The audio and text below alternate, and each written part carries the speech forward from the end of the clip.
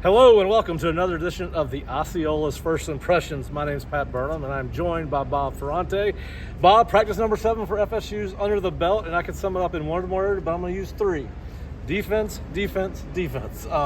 Based on my vantage point, defense had the dominant day of camp. Really strong day for the defense. A couple standouts for me. Daryl Jackson, we've always said if Daryl did not want to be blocked, he can't be blocked, and there was a lot of evidence of that today, whether they were in inside drill, 7-on-7 team periods. But really, I thought outside of pass pro, where the offense and defense basically split the day, I really thought this was the defense's day.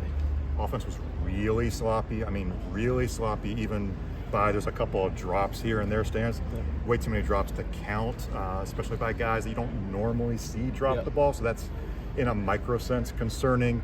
Good thing is you always come back tomorrow, and then you got tomorrow. We're kind of in baseball mode. You got to flush today and move on.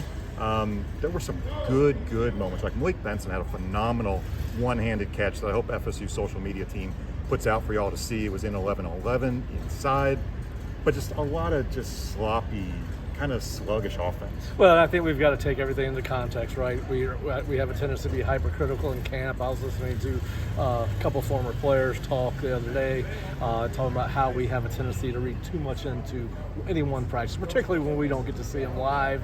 But listen, the defense inside drill was dominant. We had some questions about Blake Nicholson on our boards the last couple of days. I thought Blake had his strongest practice in inside drill alone. The first series, he had 3 tackles at or near the line of scrimmage. We've talked about the linebackers starting to flash.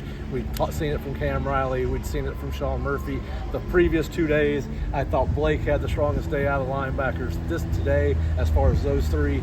So Florida State, as we said, they continue to get better at linebacker. What have you seen from that group? I'm forgetting exactly who threw the ball, but Riley outside jumped a little dump off and housed it. And Riley's speed to recognize the play and then go.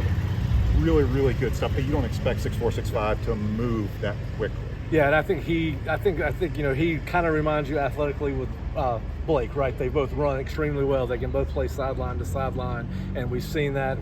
We'd heard that Cam could cover a lot of ground based off the film we saw of him in Auburn and his reputation coming in, and we've certainly seen that. And he and Sean Murphy both seem to be getting more comfortable with FSU's defensive concepts and systems, and it's really starting to show as they continue to flash. Now, listen, we heard Mike Norvell talk after the practice. Offense did have some moments, and I think the one guy that kind of stood out to me that we kind of been waiting on is Cam Davis had a good day. I thought Cam had a couple of nice runs in team period. When FSU did find success, it was usually with Cam at running back.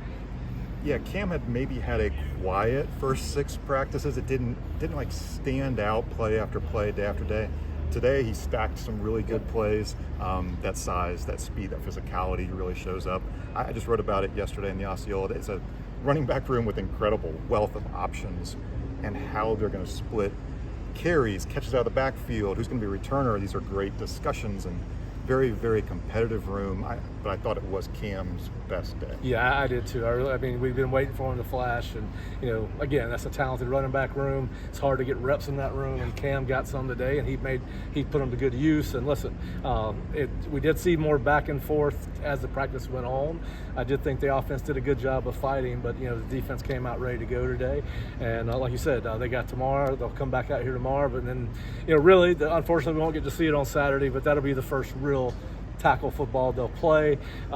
We'd have a lot better idea of what this team is like if we were able to see those. We'll read into what the coaches tell us after the scrimmage on Saturday night. But listen, it still has this foundation of a really good football team.